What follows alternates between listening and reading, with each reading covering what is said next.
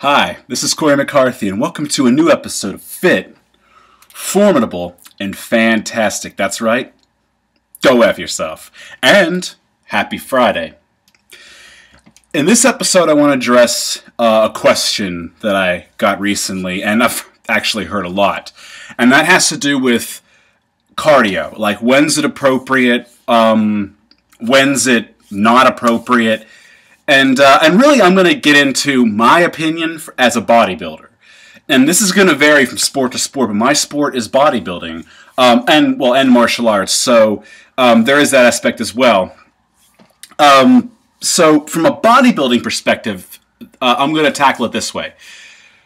Cardio has its place for, obviously, cardiovascular fitness. If you think you need cardio for another sport, if you're cross-training, or just for your cardiovascular fitness, your heart health or whatnot, then by all means do it. But understand this, if you're trying to gain muscular weight, then it could actually be throwing a wrench in your gears, especially if you're the person with a faster metabolism to begin with.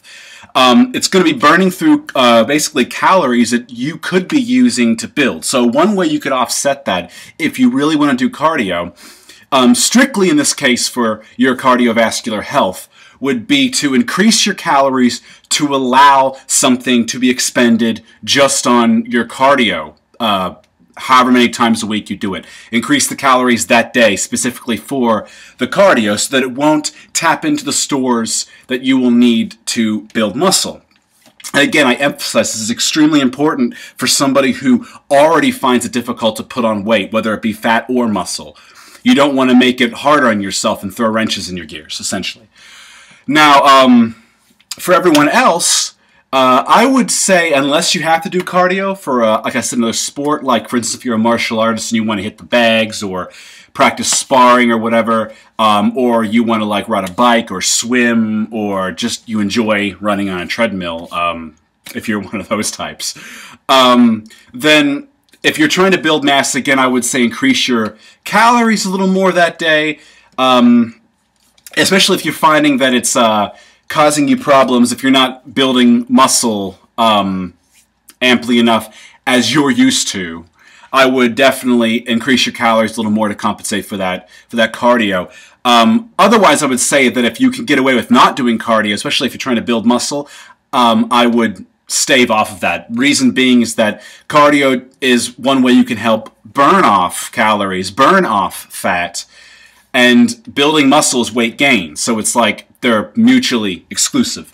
Again, that's my opinion, and from what I've noticed from my own experience, that when I personally do cardio, it sort of slows down my bulking ability. Now, when I'm trying to cut to dial in, as I'm currently in the process of doing, I will do cardio a few times a week, 2 to 3 times a week, at least 1 time a week. Again, it depends on what my diet is, and I really, the key factor to weight loss is your diet, and weight gain too, but in an environment to lose body fat, for instance, you really want to manipulate your calories for that.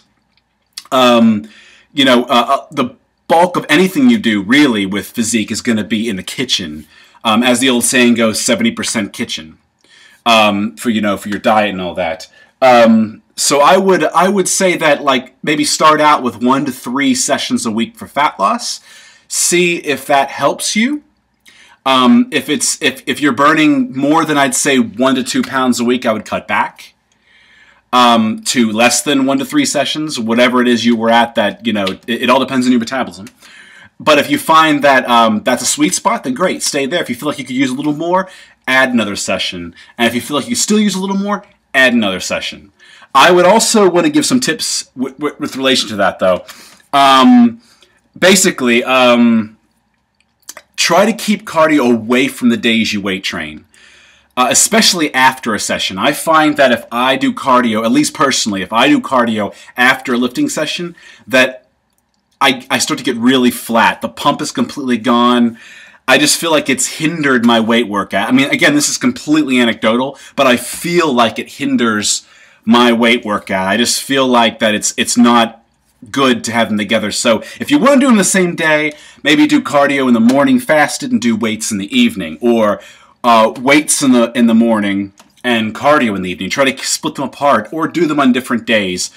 Or you could try this. I've actually had a little success taking 10 grams of BCAAs or 5 grams of leucine, doing about 18 to 20 minutes of HIIT, high-intensity interval training cardio, and then within about 30 to 60 minutes going to lift. I find that doing that before my lifting has actually, in some cases, given me a better pump and made it so that I perspire even more during the session. So that's just something you could try out. I don't know if it would work for you or not, but really it's about experimentation.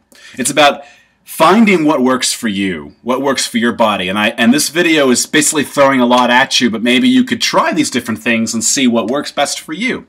So to rehash here, if you're bulking, I would either limit or cut cardio. If you're working another kind of sport, I would increase your calories to make up for the cardio you're doing. If you're cutting, throw in cardio slowly and add if you need it, subtract if you need to. And remember, the majority thing behind gaining or losing weight is the diet. It's in the kitchen. It's not what you do in the gym. It's in the kitchen. The rest is sleep, rest, and, of course, lifting. So focus on the diet first, get that in check, and then work out the rest.